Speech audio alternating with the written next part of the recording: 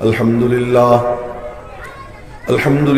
नहमदुहु व नस्तईनुहु व नस्तगफिरुहु व नु'मिनु बिही व नतवक्कलु अलैहि व नऊज़ु बिल्लाहि मिन शुरूरि अनफुसिना व मिन सय्यिआति अअमालिना मन यहदिहिल्लाहु फला मुदिल्ल लहु व मन युद्लिलहु फला हादिय लहु ونشهد أن لا إله إلا الله وحده لا شريك له ونشهد أن سيدنا وسندنا ونبينا وحبيب ربنا وطبيب قلوبنا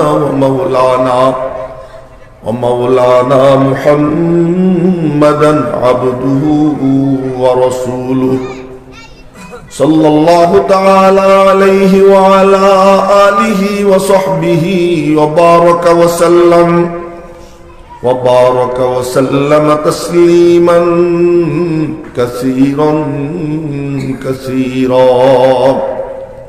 أما بعد فأعوذ بالله من الشيطان الرجيم بسم الله الرحمن الرحيم إن الذين آمنوا وعملوا الصالحات كانت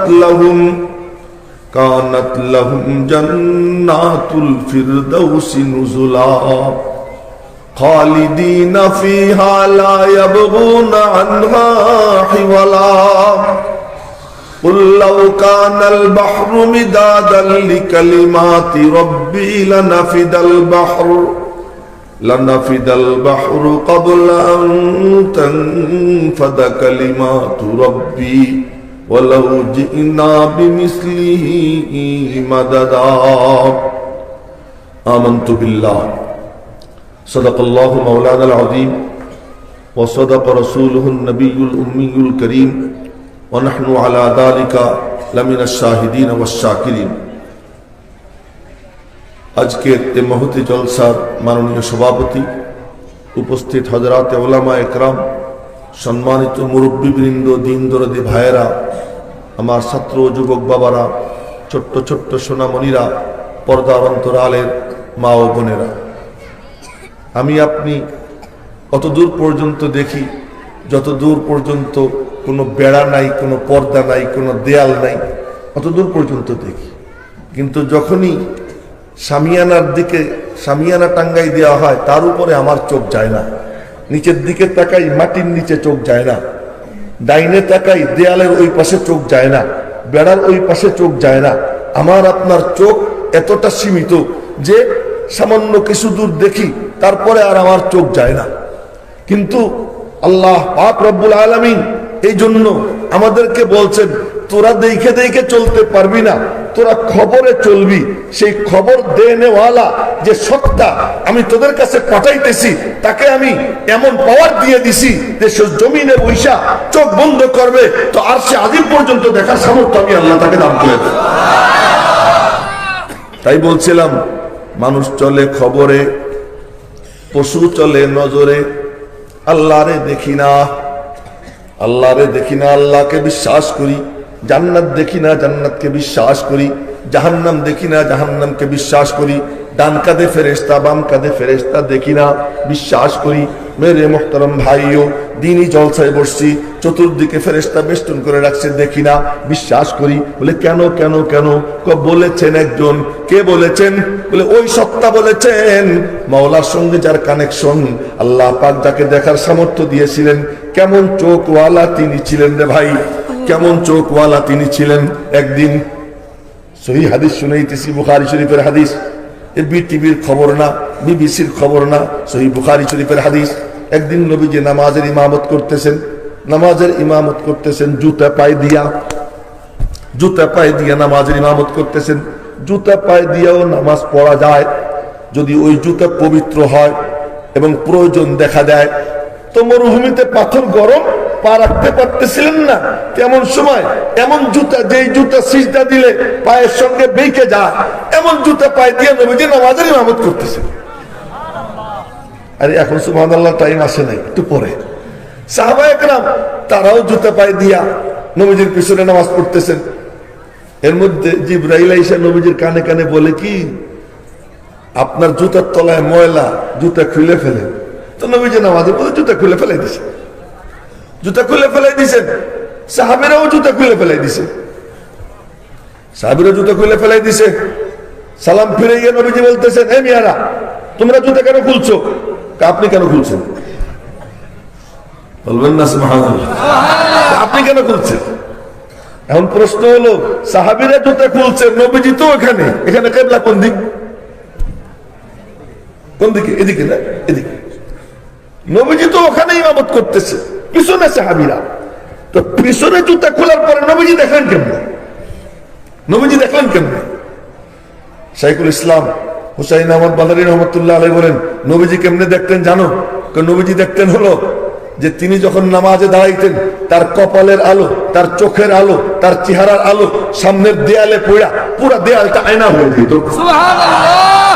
ওই আয়নার মধ্যে তিনি দেখতেন পিছনে কে কি করে, পেছনে কি কি করে তিনি দেখে ফেলাইতেন। এবার বলেন তো কেমন নজর আল্লাহ পাক তাকে দান করেছিলেন। সুবহানাল্লাহ! তো নবীজি বললেন, তোমরা কেন খুললা?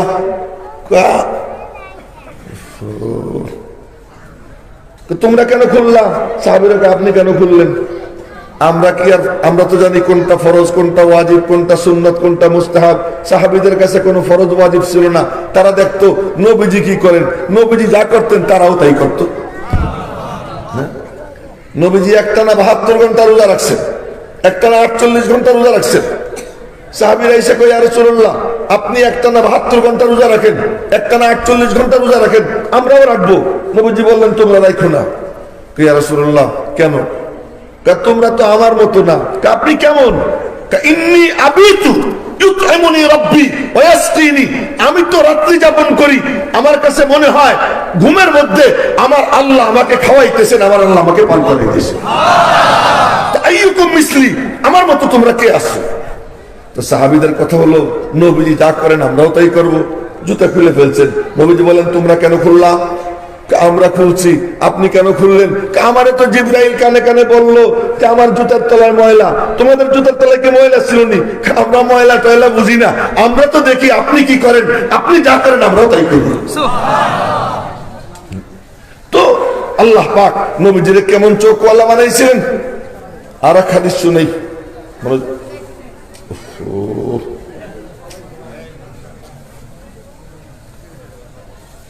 আর এক হাদিস, আর হাদিস যখন বলতেছি না, এই হাদিসের চর্চা যখন হইতেছে, তখন এই জায়গার মাঝে আর রওজা পাকের মাঝে কোনো বেড়া থাকবে না, কোনো দেয়াল থাকবে না, কোনো পর্দা থাকবে না। রওজা পাক থেকে সরাসরি এই জায়গায় নূরের তাজাল্লি পড়তে আরম্ভ হয়ে যাবে। জোরে বলেন না সুবহানাল্লাহ?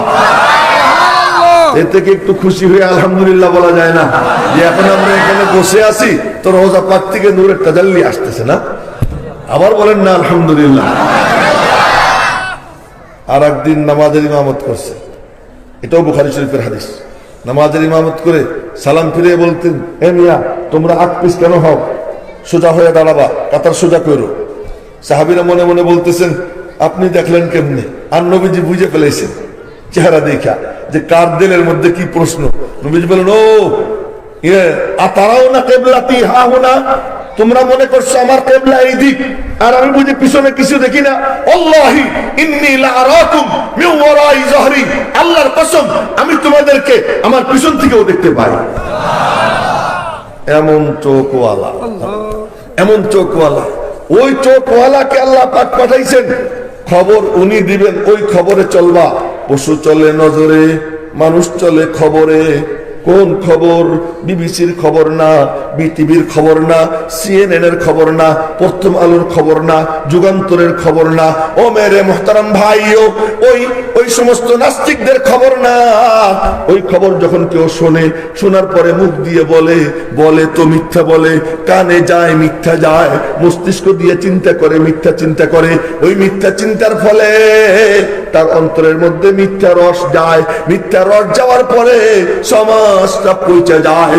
ও আমার ভাইয়েরা, আজ দেখা যায় একটা মেয়ের কয়েকজন মিলে ধর্ষণ করে এরপরে তাকে হত্যা করে, তার লজ্জা স্থানে এসিড ঢালে, ওর মধ্যে আগুন জ্বালাইয়া দেয়। বাসের মধ্যে কয়েকজন মিলা একটা অসহায় নারীকে ধর্ষণ কইরা হত্যা করে রাস্তায় ফেলাইয়া দেয়। কি ব্যাপার কি ব্যাপার, কেমনে হইল?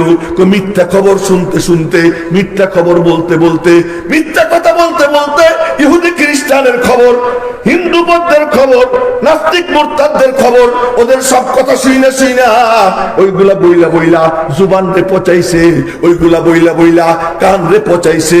ওই কান থেকে মস্তিষ্কে গিয়া মস্তিষ্কেও পৌঁছে যায়, মস্তিষ্কের থেকে ওইটা অন্তরে গেছে, অন্তরটা নষ্ট হয়ে যায়। এক একটা হিংস্র হায়না, এক একটা বর্বর, এক একটা শুয়ার কুকুরের থেকে অদম হয়ে যায় মিথ্যা খবরের কারণে। খুব ভালো করে শুনেন, কথা যখন এসেই গেল এই কথাই বলবো। মিথ্যা খবরের কারণে আজ আমাদের সমাজের চিত্রটা কি দেখেন। এক একজন বড় বড় চেয়ারের মালিক, একটা আস্ত মিথ্যাবাদী, একটা জালেম বড় চেয়ারে বসে রয়েছে, বড় খুনি বড় চেয়ারে বসা, বড় মিথ্যাবাদী বড় চেয়ারে বসা, বড় খিয়ানতকারী বড় চেয়ারে বসা। কি ব্যাপার বলে, কারণ কি বলে, মিথ্যা কথা বলতে বলতে, মিথ্যা শুনতে শুনতে, মিথ্যা চিন্তা করতে করতে রেলটারে পচাইয়ে ফেলাইছে। বাহ, আজকের খবর বলতেছি, আজকের খবর কি কি চমৎকার। ডিসি ফয়সালা দিছি, সন্ধ্যা 7টার পরে ইয়াং ছেলে মেয়েরা বাইরে বের হইতে পারবে না মাদারীপুরে। আর সেই কথা বলার পরে এখন তার অবস্থা কি, কয় না এটা তো সত্য বলার জায়গা না, মিথ্যা বলতে হবে, মিথ্যা বলতে হবে। মাইকিং কইরা বলে খবর প্রত্যাহার করো। ইয়াং ছেলে পেলে বের হইতে পারবে কেন? বের না হইলে সে তো আর ফাইজলামি করতে পারবে না, বান্ধবীদেরকে নিয়ে ফুর্তি করতে পারবে না, সে তো আর ওই যে চার দোকানে বসে টেলিভিশন দেখতে পারবে না, টেলিভিশন দেখা তার চোখটাকে পচাইতে পারবে না, গান শুনা তার কানটাকে পচাইতে পারবে না। কি সুন্দর একটা সিদ্ধান্ত। ওই খবরটা পড়া মনে মনে বললাম যে এই মহিলারা গিয়া মানে দিব, ধন্যবাদ জানাবো, সদল বলে গিয়া দিছি। এত খুশি লাগছিল। এখন আমার বন্ধু দেখাইলো ফেসবুকে খবর আসছে, অনলাইনে খবর আসছে। কি খবর? যে মাইকিং কইরা ওই সিদ্ধান্ত প্রত্যাহার করা হয়েছে। কেন? ওটা তো সত্য, ওই সত্য শোনানো যাবে না, সত্য বলানো যাবে না, মস্তিষ্ক গুলো পচাইতে হবে। আজ বলে কি, এই তোমরা আকাম কুকাম কইরো না। আমি আপনাদেরকে জিজ্ঞেস করি, বলেন তো, আমি ইয়াহিয়া মাহমুদ রে আপনারা এই এলাকাবাসী মিলে দিলে ধইরা মেঘনা নদীর মাঝখানে ফেলাই দিয়া চতুর্দিকে দাঁড়াইয়ে বলতেছেন, হুজুর সাবধান কাপড় যেন না ভেজে। কি বলেন? ফেলাই দেওয়ার পরে কি কাপড় ভিজবে না? হ্যাঁ, তো ফেলাই দিলেন মাঝখানে আর বলতেছিলেন কাপড় যেন না ভেজে। এর থেকে ফাইজলামি আর কি হয়?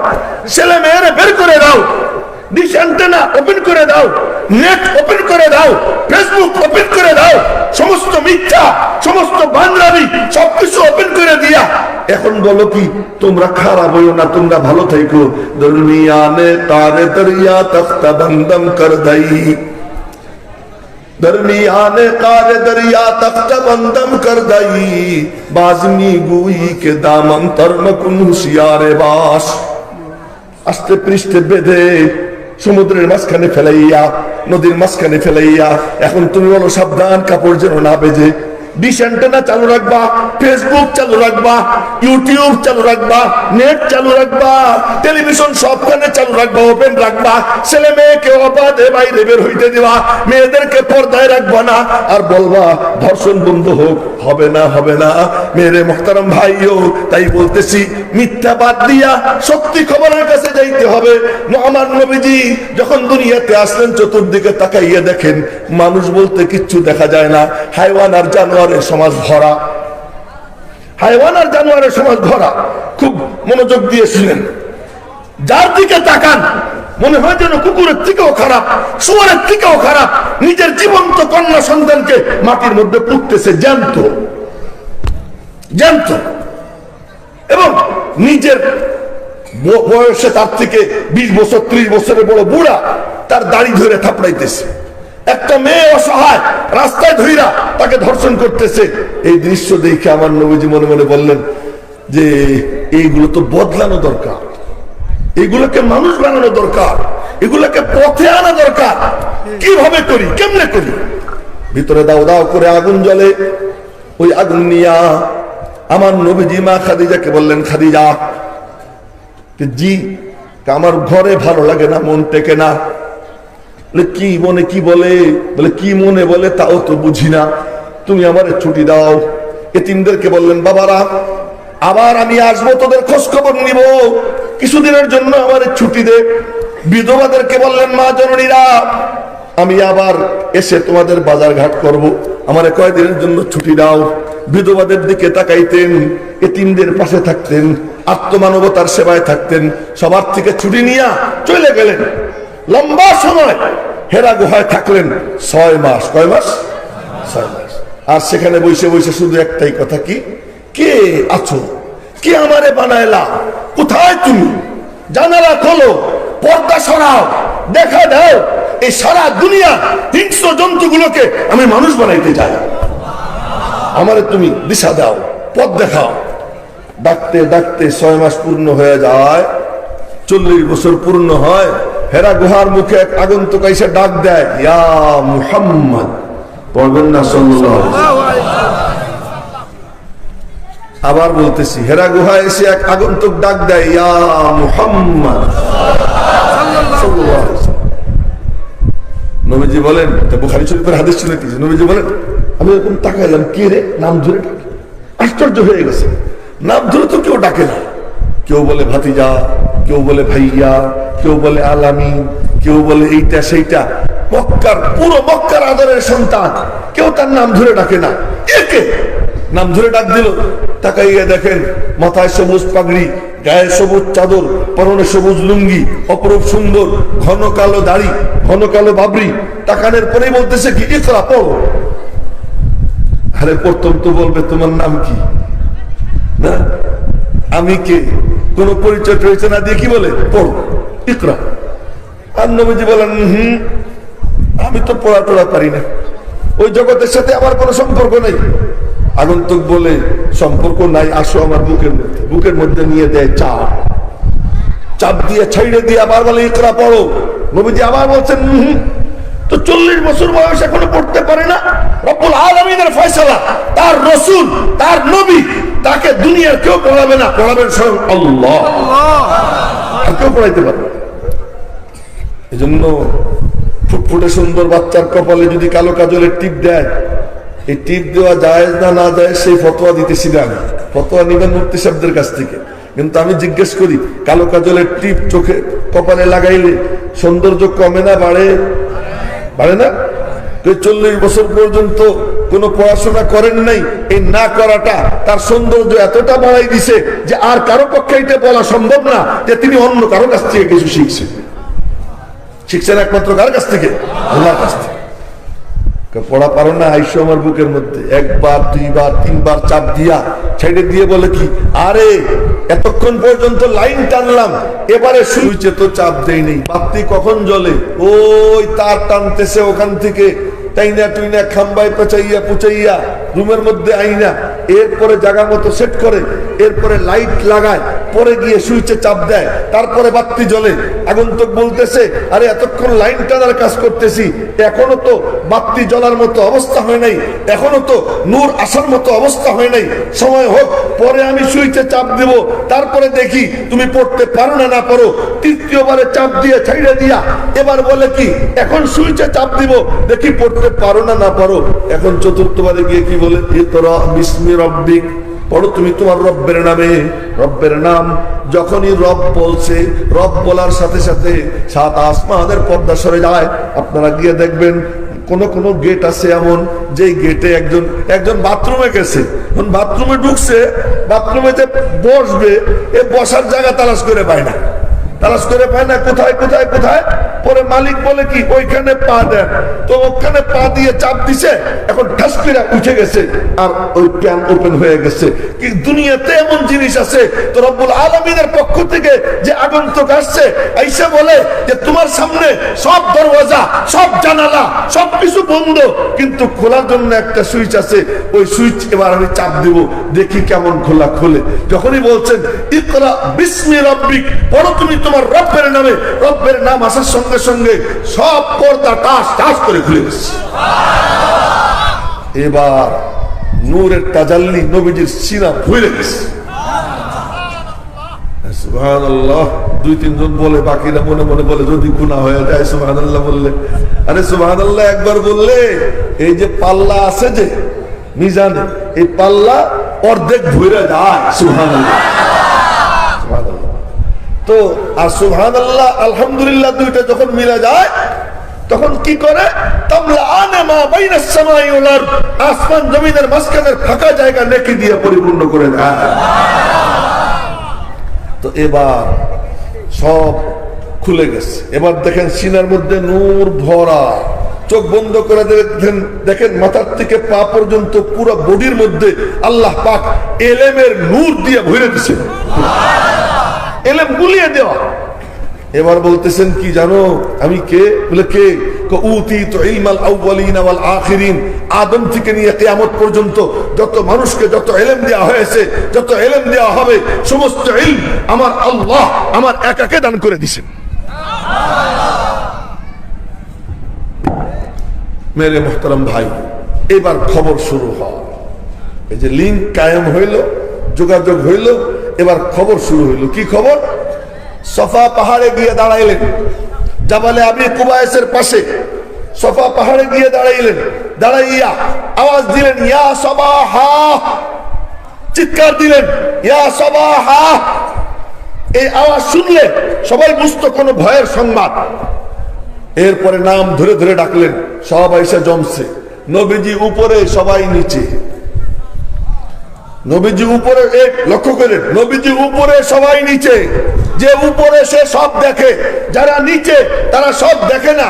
আল্লাহ পাক দাঁড়ানোর ব্যবস্থাও করছেন, সবাই রে পায়ের নিচে রাইখা নবীজিকে উপরে দাঁড় করাইয়া। এবার নবীজি বলতেছেন এ বলো তো, আমি যদি তোমাদেরকে বলি পাহাড়ের পশ্চাৎ দিক থেকে একদল শত্রু সেনা তোমাদের উপর অতর্কিতে হামলা চালানোর প্রস্তুতি নিচ্ছে, আকুনতুম মুসাদ্দিকিয়া, তোমরা কি আমার খবরকে সত্য মনে করবে? এবার ওরা কি বলে, ইয়া মুহাম্মদ জাররাবনাকা মিরারা, ইয়া মুহাম্মদ জাররাবনাকা মিরারা। ও মুহাম্মদ বলেন না সাল্লাল্লাহু আলাইহি ওয়াসাল্লাম, তোমাকে দীর্ঘ সময় আমরা দেখেছি। قد لبثت فيكم عمرا من قبله, 40টা বছর তোমাদের মাঝে আমি। তারা বলতেছে তোমাকে আমরা 40 বছর পর্যন্ত দেখলাম, কখনো কোনো মিথ্যার তাজরিবা অভিজ্ঞতা আমাদের হয় নাই। মা জাররাবনা আলাইকা ইল্লা সিদকা, তোমার ব্যাপারে আমাদের সত্য ছাড়া অসত্যের কোনো অভিজ্ঞতা নাই, সুতরাং তুমি যা বলবা বিশ্বাস করব। নবীজি বললেন তাহলে শোনো, তোমরা আমার এই কথা মানো, আমি খবর দিচ্ছি ওই দেব দেবী সব মিথ্যা, একমাত্র সত্য হলেন আল্লাহ। লা ইলাহা ইল্লাল্লাহ, লা ইলাহা ইল্লাল্লাহ। মনে রাখবেন, একটা হলো তাবলীগী জিকির লা ইলাহা ইল্লাল্লাহ, আর একটা হলো খানকাহি জিকির লা ইলাহা ইল্লাল্লাহ, আর একটা হলো ওই লা ইলাহা ইল্লাল্লাহ যে লা ইলাহা ইল্লাল্লাহ মূর্তির উপরে আঘাত করে, যে লা ইলাহা ইল্লাল্লাহ বড় বড় হুমড়া চুমড়ার গর্দানের উপরে আঘাত করে। লা ইলাহা ইল্লাল্লাহ তুমি কে? একমাত্র আমি মানি আল্লাহকে। আল্লাহর হুকুমের বাইরে যদি কেউ বলো তারে আমি বুড়ি আঙ্গুল দেখাবো, আমি তারে মানবো না।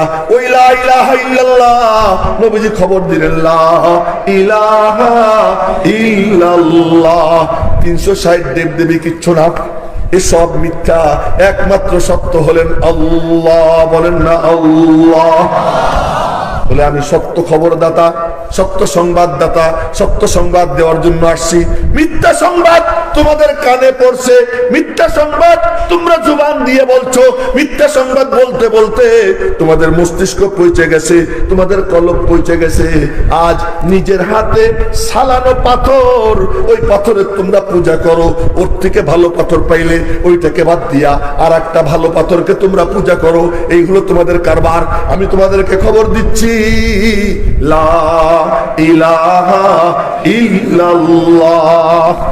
এবার দেখেন ওরা কি বলে, কাত্তাব্বান লাকা সাইরাল ইয়াউম, ধ্বংস হয়ে যাও, আজীবনের জন্য ধ্বংস হও। আলিহাদা জামাতানা, এই আবর্জনা শুনানোর জন্য আমাদেরকে জমা করেছো, ধ্বংস হয়ে যাও।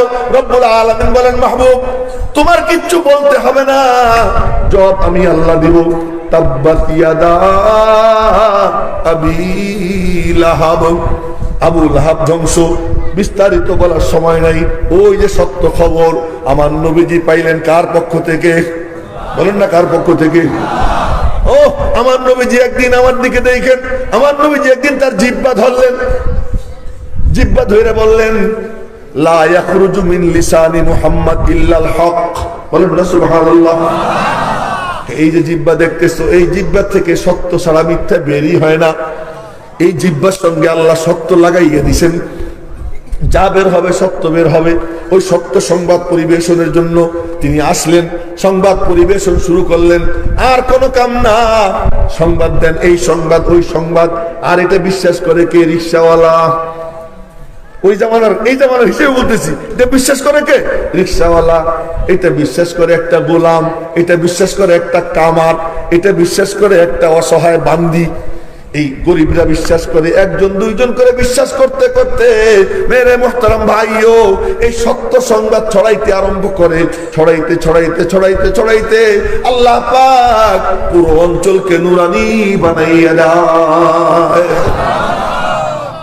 শুধু সত্য সংবাদ আর কিচ্ছু না, সত্য চর্চা আর কিচ্ছু না। নবীজির জুবান দিয়ে সত্য বের হয়, রব্বুল আলামিনের পক্ষ থেকে সত্য খবর আসে, ওই সত্য চর্চা হয়। সত্য চর্চা হইতে হইতে মস্তিষ্কটা সুন্দর হয়। এই জন্য আমার নবীজি দীর্ঘ 23 বছরের সাধনায় সত্য সংবাদ পরিবেশন করে। আমার নবীজি কোন কোন বর্ণনায় 5 লক্ষ, কিন্তু বিদায় হজ্জের ভাষণ যখন দেন তখন সামনে ছিল 1,24,000। 1 লক্ষ কত হাজার? 24,000। 1,24,000 মানুষ বানাইয়ে গেছেন। ওই মানুষগুলো রেখে গেছেন। একটা বিল্ডিংও বানান নাই, একটা বিল্ডিংও বানান নাই, একটা রাস্তাও নির্মাণ করেন নাই, শুধু কয়েকটা মানুষ বানাইছেন।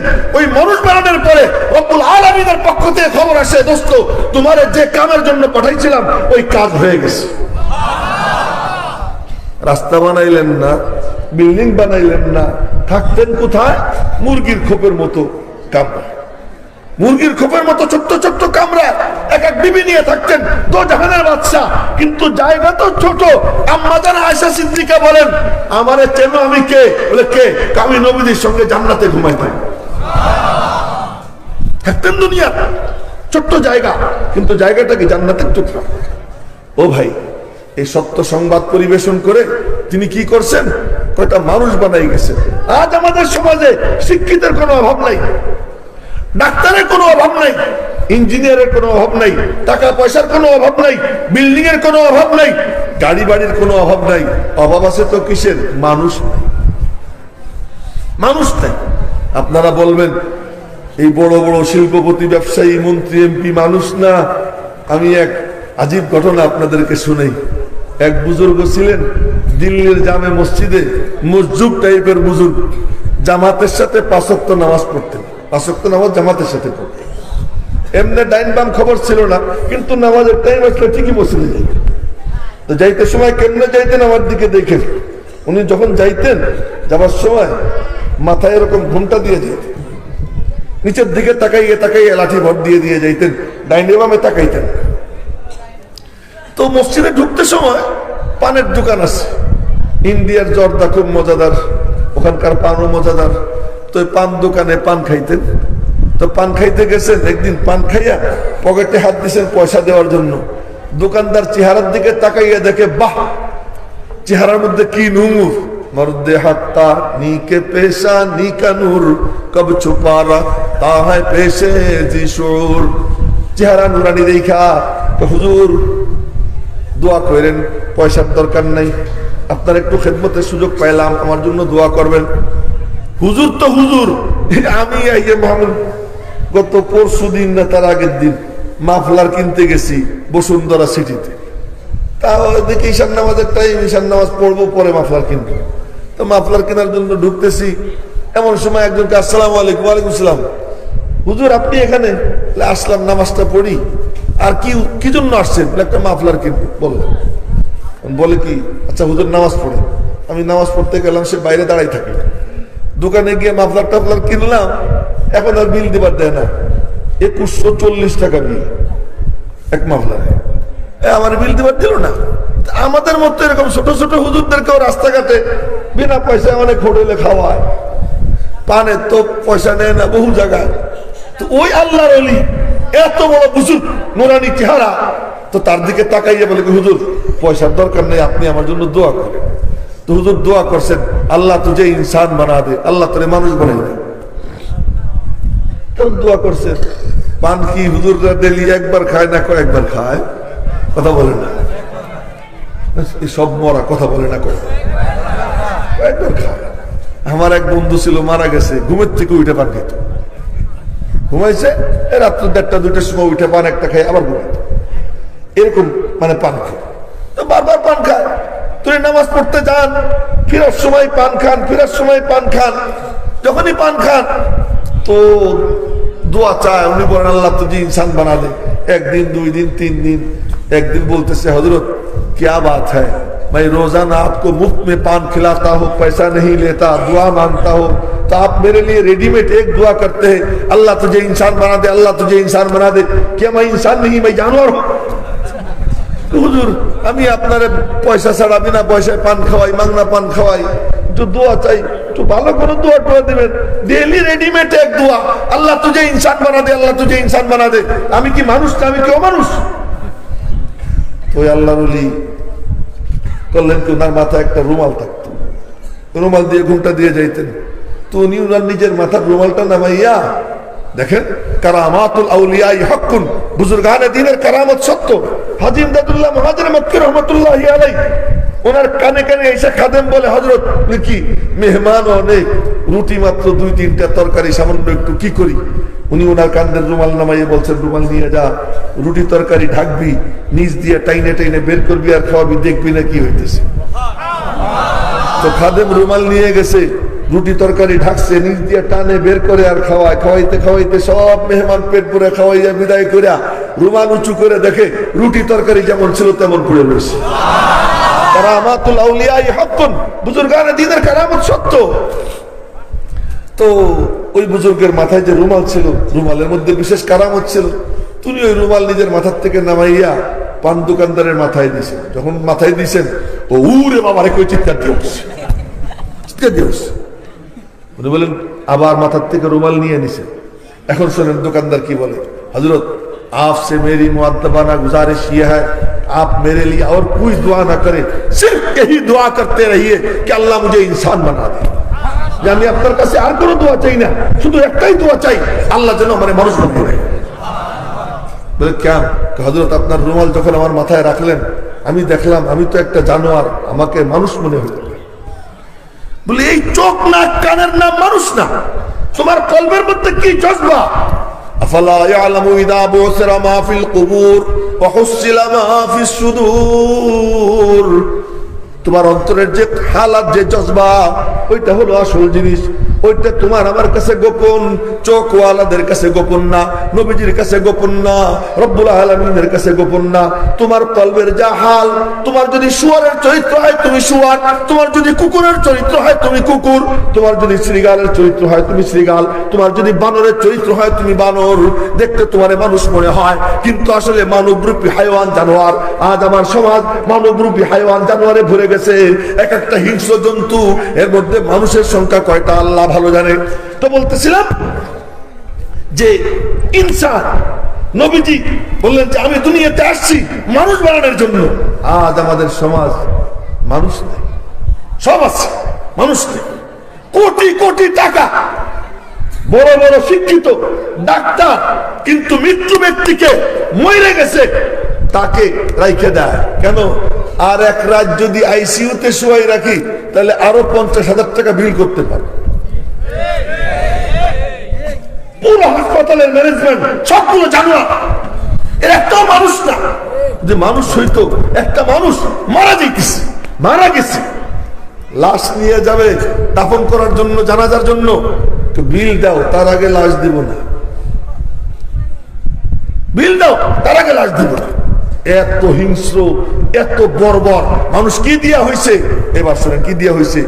ওই খবর খ্রিস্টানদের খবর, ইহুদিদের খবর, ওই খবর পরিবেশন করা হয় স্কুলে, ওই খবর পরিবেশন করা হয় কলেজে, ওই খবর পরিবেশন করা হয় বিশ্ববিদ্যালয়ে। ওই যে মিথ্যা খবর, ওই মিথ্যা খবর প্রফেসররা বলে, লেকচারাররা বলে, ওই মিথ্যা খবর তাদের জুবান দিয়ে বলে, আর ওই মিথ্যা খবর টেলিভিশনে বলে, ওই মিথ্যা খবর সংসদে দাঁড়াইয়ে বলে, ওই মিথ্যা খবর পত্র পত্রিকায় লেখে, ওই মিথ্যা খবর আমি পড়ি, আমি আপনাদের কাছে বলি, আপনি পড়েন, আপনি আমার কাছে বলেন। এই মিথ্যা খবর চলতে চলতে জুবানও গান্দা, কানও গান্দা, মস্তিষ্ক গান্দা, কলব গান্দা, গান্দা হইতে হইতে শেষ পর্যন্ত উলাইকা কাল আনআম বাল হুম আদাল, চতুষ্পদ জন্তু না তার থেকেও নিকৃষ্ট। এই নিকৃষ্ট গুলোকে উৎকৃষ্ট করার জন্য আমার আল্লাহ নবীজিকে সত্য খবর কোরআন দিয়ে পাঠাইছেন।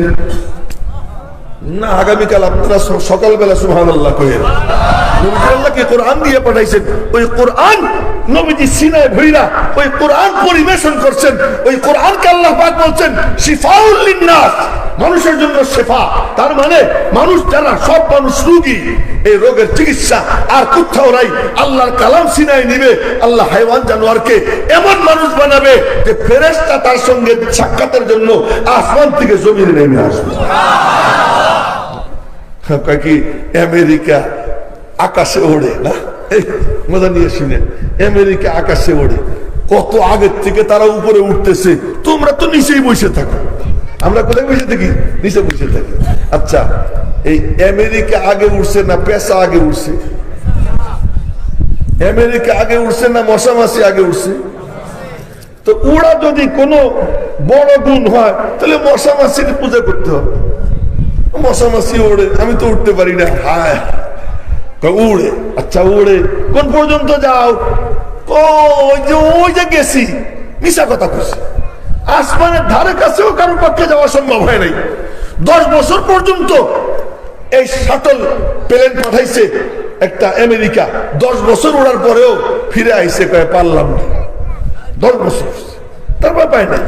কোথায় ওড়ে? নিচে নিচে ওড়ে।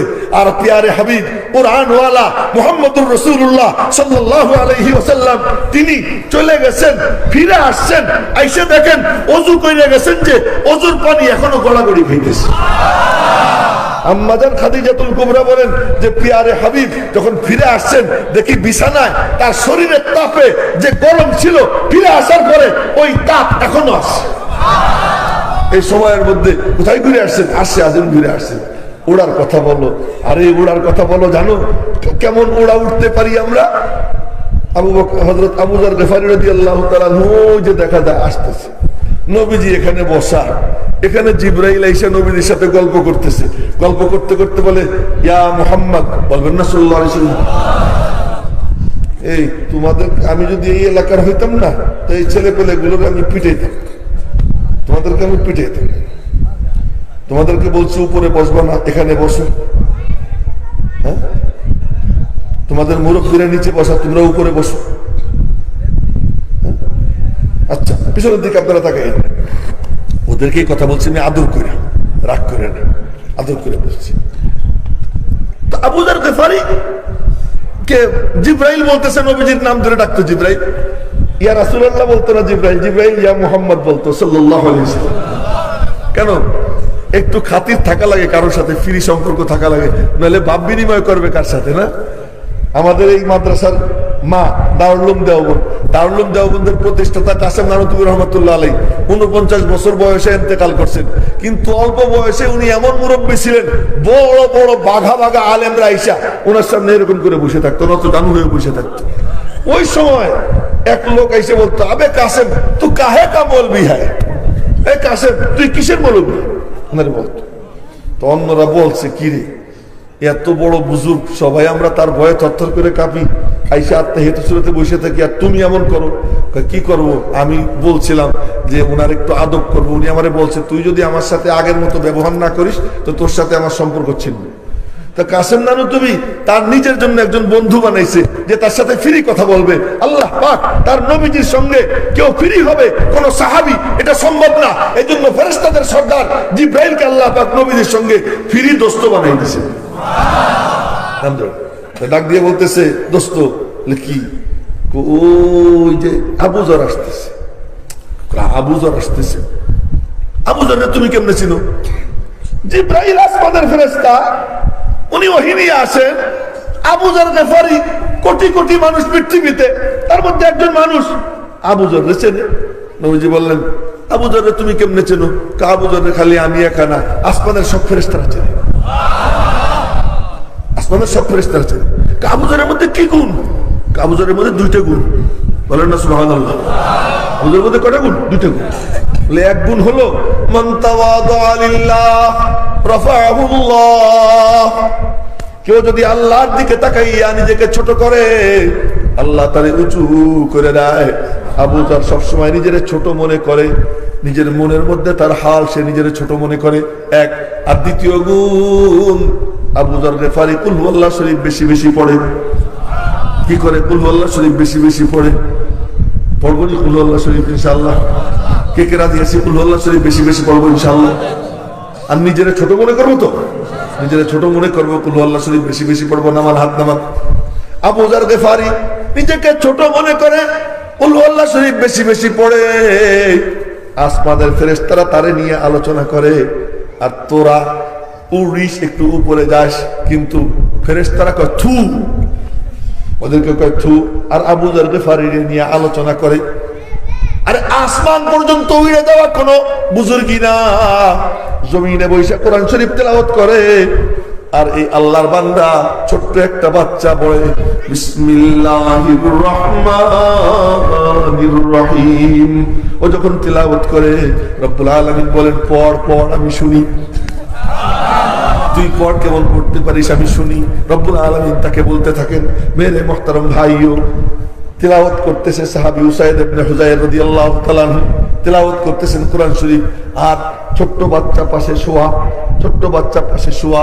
এখানে দেখে কেমন একটা মেঘ নিচের দিকে নেমে আসে, ওখানে তার ঘোড়া বান্ধা, ওই ঘোড়া এমন করে রশি ছুটে যাবার চায়, বাচ্চা ওদিকে শোয়া। মনে মনে বলে বাচ্চা যদি ভয় পায় তো আবার পড়া ক্ষান্ত দেয়, পড়া যখন ক্ষান্ত দেয় ওই মেঘ আবার চলে যায়, আবার একটু পরে পড়া শুরু করে, আবার মেঘ আসে।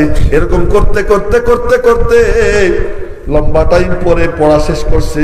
পড়া শেষ করার পর সকালবেলা গিয়ে কয় ইয়া রাসূলুল্লাহ এই ঘটনা ঘটছে। নবীজি বললেন, আরে ও তো ফেরেশতা আয়েশা তোমার তিলাওয়াত শুনতেছিল, ফেরেশতা আয়েশা তোমার তিলাওয়াত শুনতেছিল। তুমি যদি এটা অব্যাহত রাখতা ও পর্দা সরাইয়া তোমার সাথে এসে মুসাফা করতো, তোমার সাথে এসে মুসাফা করতো। উড়া এটা কোনো কামাল না, আল্লাহ পাক এমন সম্পদ দিয়ে দিছেন যে সম্পদ দিয়ে আসমানের ফেরেশতা টাইনা জমিনে নামানো যায়। আজকেও তো নামাইয়া ফেলাইছি।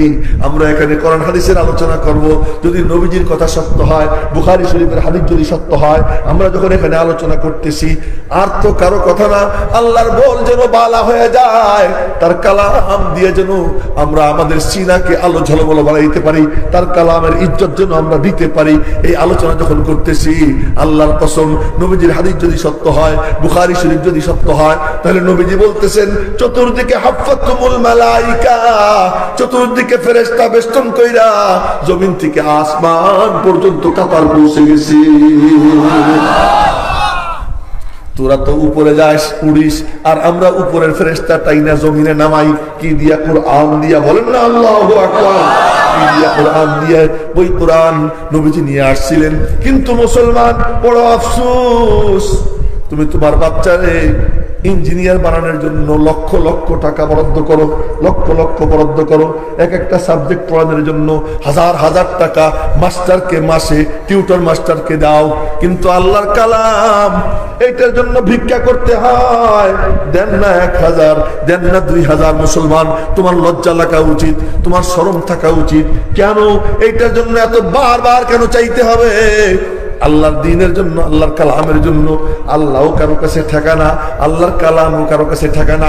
আপনাদের সোনালী কপাল, হুজুররা হাত পাইতে পাইতে চায়, যদি সিদ্ধান্ত নেয় আর তোমাদের কাছে চাবো না, এই হুজুররা যদি সিদ্ধান্ত নেয় তোমাদের কাছে চাবো না, ছাত্রপাত্র নিয়া গভীর রাত্রে মাওলার কদমে পড়ে আল্লাহর কাছে ভিক্ষা চায় যে আল্লাহ তোমার কালাম দুনিয়াতে জিন্দা রাখতে চাই, তোমার কালামের নূর দিয়ে যেন মানুষ তাদের সিনা আলো ঝলমল বানাইতে পারে। এই মানুষ বানানোর হাতিয়ার এইটা যেন আমরা দুনিয়াময় ছড়িয়ে দিতে পারি, এই জন্য কারো কাছে ভিক্ষা চাই না। ইয়াকা নাবুদু ওয়া ইয়াকা নাস্তাইন, সাহায্য কেবল তোমার কাছে চাবো আর কারো কাছে চাবো না। হুজুররা যদি এই সিদ্ধান্ত নিয়ে নেয়, কপাল পোড়ারা ধ্বংস হয়ে যাবা, বরবাদ হয়ে যাবা। হুজুরদের ইহসান, তোমাদের কাছে ভিক্ষা চায়, ফল কি হয় বলে ভিক্ষা চাওয়ার বরকতে তোমরা কিছু দাও, আল্লাহ খুশি হইয়া এই কোরআনের নূর তোমার ঘরে পৌঁছাইয়া যায়। এই জন্য এই যে চায়, যে এই চাওয়াটা বড় ইহসান আপনাদের উপরে। ও ভাই, তাই বলছিলাম আজ আমাদের জন্য কি দরকার, যে খবর সহি হওয়া দরকার। সে সহি খবর, সঠিক খবর কোথায়? সেই সঠিক খবর নিয়ে এসেছিলেন জনাবে মুহাম্মদুর রাসূলুল্লাহ সাল্লাল্লাহু আলাইহি ওয়াসাল্লাম। ওই খবরই হলো কি? কোরআন। তো এই কোরআনের খবর দিয়ে যেন আমরা আমাদের অন্তরগুলোকে আলো ঝলমল বানাইতে পারি। আর তারই এক প্রদর্শনী আজ দেখলাম যে দুইটা ছেলের সিনা, এই এলাকার দুইটা ছেলের সিনা আল্লাহ পাক কোরআনে কারিমের নূর দিয়ে আলো ঝলমল বানাইয়ে দিয়েছেন। এজন্য খুশি না বেজা? কারা কারা খুশি হাত উঁচু করে দেখাই। আচ্ছা, এখন একটা ছোট্ট কিস্সা শুনেই আমার কথা শেষ করে দেব। বাদশাহ আওরঙ্গজেব আলমগীরের নাম শুনছেন? জি, মরার দল ভালো করে বলে না, শুনছেন? বাদশাহ আওরঙ্গজেব আলমগীরের নাম শুনেন না? যে বাদশাহ আওরঙ্গজেব আলমগীর রহমতুল্লাহ আলাইহি 53 বছর বাদশাহ ছিলেন। কয় বছর? 53 বছর। 53 বছরের মধ্যে রাজকোষ থেকে একটা পয়সাও নেন নাই।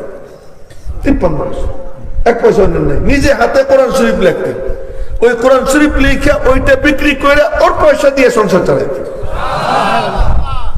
এক পয়সাও নেন নাই। এই বাদশাহ আওরঙ্গজেব আলমগীর আগে হাফেজ হন নাই, ওনার ছেলে হাফেজ হয়েছে। ছেলে হাফেজ হওয়ার পরে একদিন গিয়ে কয়, আব্বু, বাদশাহ শাহজাহান, ওনার আব্বা বাদশাহ শাহজাহান, আব্বু কি আমার ছেলে আপনার নাতি হাফেজ। তখন বাদশাহ শাহজাহান কয়, তাতে আমার কি? তোমার ছেলে হাফেজ হয়েছে, আমার কি হয়েছে? আমার ছেলে আপনার নাতি, তাতে আমার কি?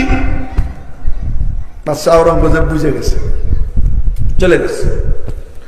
চলে গিয়া হেফজ নিজে নিজে নিজে নিজে কোরআন শরীফ মুখস্থ করা শুরু করছে। ও ভাই, আল্লাহর কালাম আল্লাহ সহজ করে দিছে না?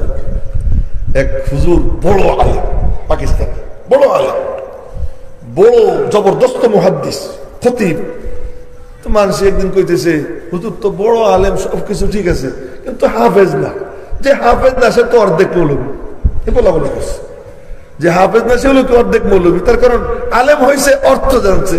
হাফেজ না তো কোরআন শরীফের শব্দ তার মুখস্থ নাই। তাহলে আলেম অর্ধেক আলেম, আটখাই না আলেম, বাকি আটখান নাই। এই বলা বলি করছে, ওনার কানে গেছে। তো উনি মনে মনে সিদ্ধান্ত নিছেন। এরপরে সলাতুল হাজত পড়ে আল্লাহর কাছে দোয়া করছেন, হেফজ শুরু করছেন। 3 দিনে হাফেজ হয়েছে। কয় দিনে? 3 দিনে হাফেজ হয়েছে। তো আল্লাহ পাক এরকম সহজ করে দেন, কেউ যদি ভালো করে চায়। তো বাদশাহ আওরঙ্গজেব আলমগীর উনি ওরকম একা একা হেফজ করা শুরু করছে। অল্প দিনের মধ্যে হাফেজ হয়ে গেছেন।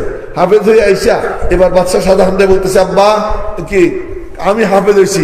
আলহামদুলিল্লাহ, এখন না নূরের টুপি আমি পাবো। তুই তোর পোলার খবর দিছিস, তো তোর পোলার কারণে নূরের তাজ আল্লাহ তোরে দিবে, নূরের মিম্বর তোরে দিবে, আমার কি? এখন আমার পোলা হাফেজ হয়েছে, এখন না নূরের টুপি আমি পাবো। তো এই যে ছেলে দুইটা হাফেজ হয়েছে তাদের বাপরা কেউ আসে নাকি এখানে? কই দাঁড়াত তো, হ্যাঁ মনে হয় যেন আমি তারে কিছু করবো। হ্যাঁ না সামনে আসেন, সামনে আসেন, সামনে আসেন,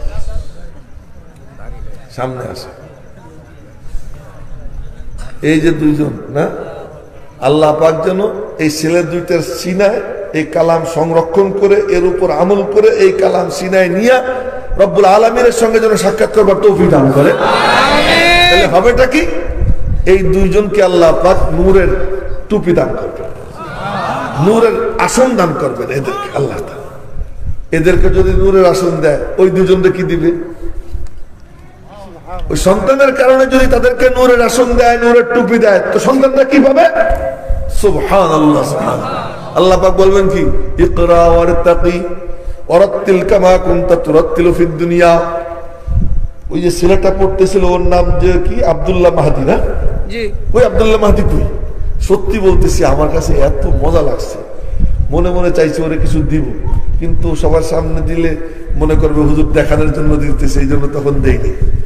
কিন্তু আবার তো বইলেও ফেলে এলাম না, ওর বইলেও ফেলে এলাম, তো গোপনে দিব আমি নিয়ত করছি। হ্যাঁ কি দিব সেটা তো আর বলবো না, কিছু দিব গোপনে, যাই হোক। তো কি মজা লাগছে আমার কাছে। রব্বুল আলামিন কিয়ামতের দিন ওরে বলবেন, কি বলবেন? ইকরা ওয়ারতাকি, পড়তে থাক আর চড়তে থাক, পড়তে থাক আর চড়তে থাক।